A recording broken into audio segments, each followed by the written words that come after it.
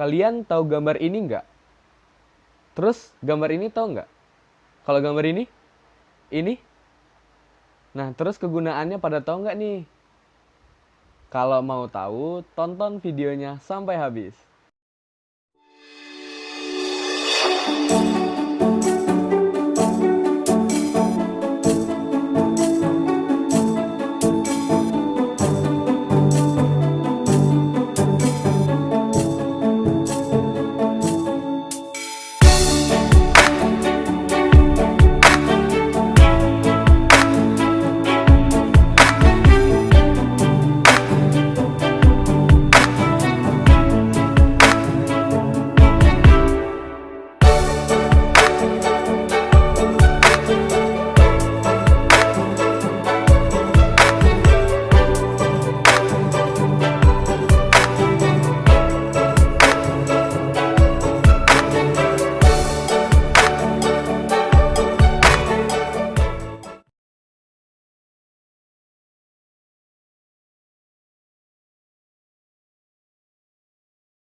Halo teman-teman, gimana? Udah lihat gambar-gambar yang tadi barusan?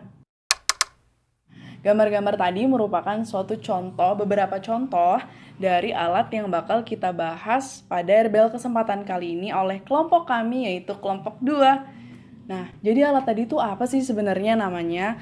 Alat tadi itu namanya adalah generator. Generator sendiri itu apa sih artinya? Generator sendiri merupakan suatu perangkat sumber tegangan listrik yang diperoleh melalui perubahan energi mekanik menjadi energi listrik yang akhirnya akan digunakan dalam kehidupan sehari-hari. Jadi, generator itu sendiri bekerja berdasarkan prinsip hukum Faraday, yaitu dengan memutar suatu kumparan dalam medan magnet sehingga timbul gaya gerak listrik atau GGL, induksi, kemudian akan diperoleh flux pada sektor karena perubahan flux ini akan dihasilkan tegangan dan arus listrik dengan besaran tertentu.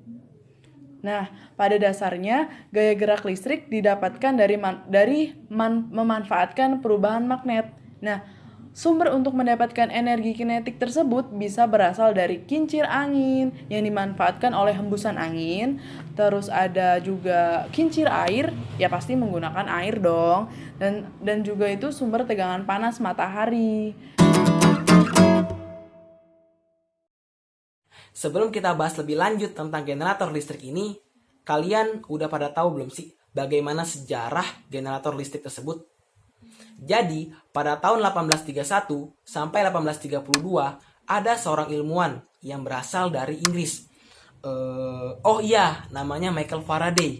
Dia menemukan adanya perbedaan potensial antara ujung-ujung konduktor listrik yang bergerak secara tegak lurus terhadap medan magnet. Lalu, dia membuat generator elektromagnetik yang pertama loh teman-teman. Berdasarkan efek tersebut dengan menggunakan cakram tembaga yang berputar antara kutub magnet tapal kuda. Proses ini menghasilkan arus searah yang kecil.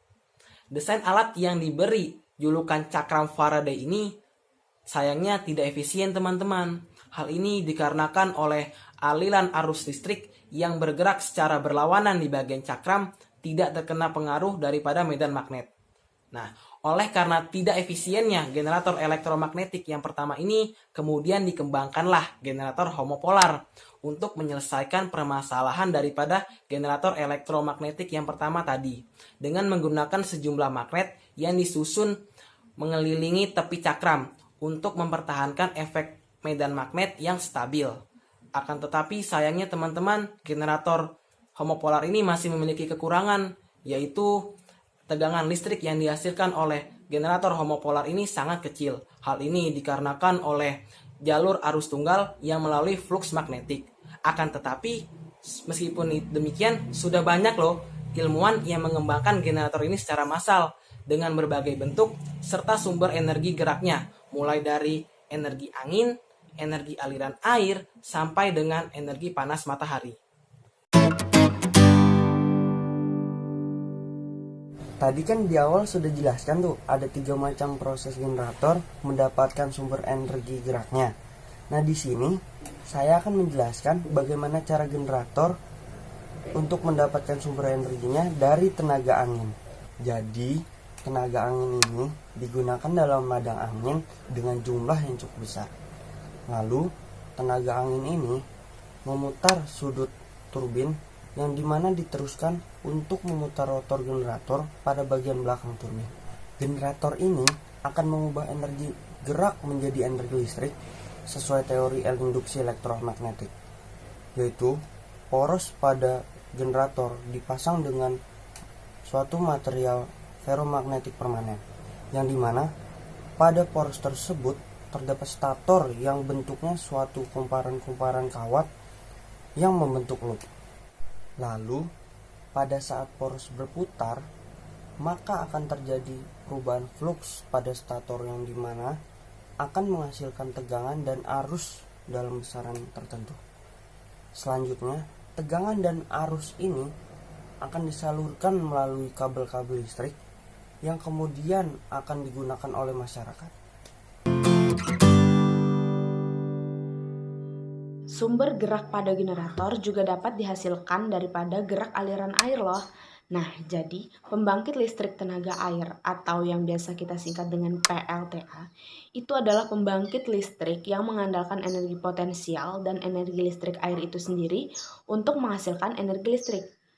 Energi listrik yang dihasilkan biasanya kita sebut dengan hidroelektrik. Di sini, generator yang dihubungkan ke turbin yang digerakkan melalui energi kinetik air itu sama halnya dengan generator yang digerakkan oleh energi angin, yaitu ketika poros pada generator mulai berputar akan terjadi perubahan flux pada statornya, yang mana karena perubahan flux inilah akan menghasilkan arus dan tegangan.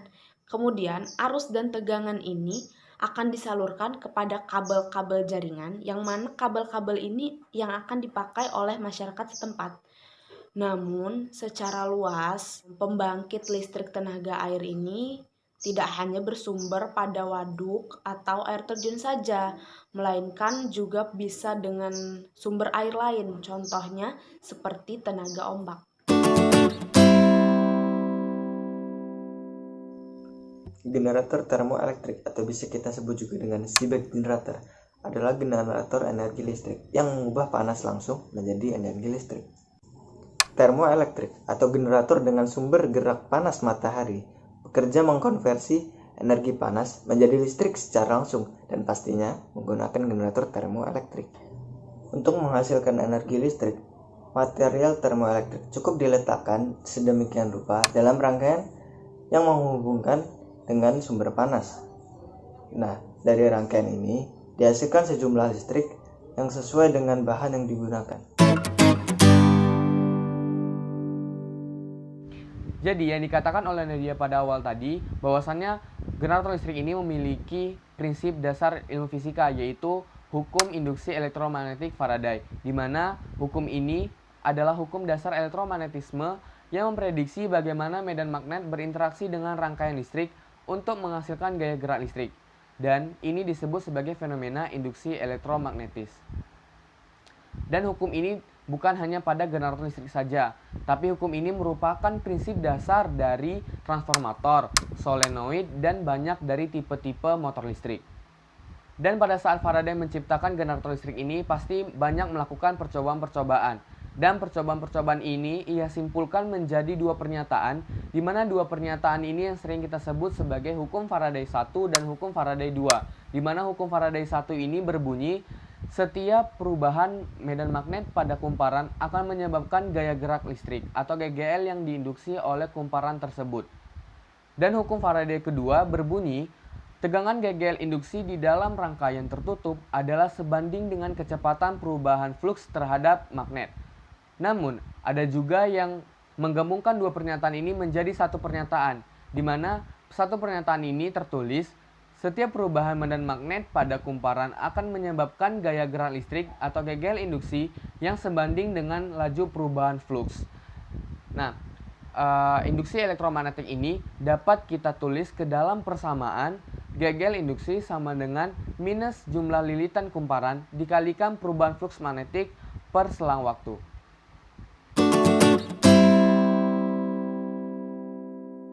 Apabila gegel induksi dihubungkan dengan rangkaian tertutup dan hambatan tertentu, maka akan menghasilkan arus listrik. Arus listrik tersebut dinamakan arus induksi.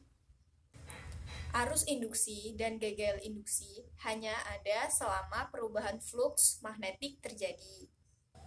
Fluks magnetik adalah suatu jumlah atau ukuran medan magnet B yang melewati penampang tertentu, misalnya kumparan kawat. Satuan fluks magnetik dalam satuan internasional adalah Weber. Selanjutnya saya akan menjelaskan tentang hukum Lenz. Hukum Lenz yang menjelaskan tentang hukum yang berlaku hanya pada rangkaian penghantar dan rangkaian tertutup. Hukum ini dinyatakan oleh Heinrich F. Lenz pada tahun 1804 sampai 1865. Hukum Lenz merupakan suatu bentuk hukum kekalan energi. Hukum Lenz menyatakan bahwa gegel induksi selalu membangkitkan arus medan magnetnya berlawanan dengan asal perubahan fluks. Perubahan fluks ini akan menginduksi GGL yang menimbulkan arus di dalam kumparan, dan induksi ini membangkitkan medan magnetnya sendiri.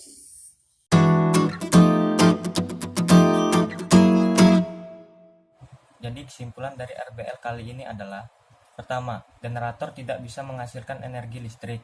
Sebagai gantinya, generator menggunakan energi mekanis atau energi gerak yang dipasok untuk menggerakkan muatan listrik yang ada di kawat gulungnya, atau biasa disebut dengan kumparan. Kedua, prinsip kerjanya dapat dipelajari dengan menggunakan teori medan elektromagnetik, singkatnya, dengan mengacu pada salah satu cara kerja generator. Poros pada generator dipasang dengan material ferromagnetik permanen. Setelah itu, di sekeliling poros terdapat stator yang bentuk fisiknya adalah kumparan-kumparan kawat yang membentuk loop. Ketika poros generator mulai berputar, maka akan terjadi perubahan fluks pada stator yang akhirnya karena terjadi perubahan fluks ini akan dihasilkan tegangan dan arus listrik tertentu. Terima kasih yang sudah menonton video ini sampai habis, dan jangan lupa untuk like, komen, subscribe, dan share video ini. Terima kasih.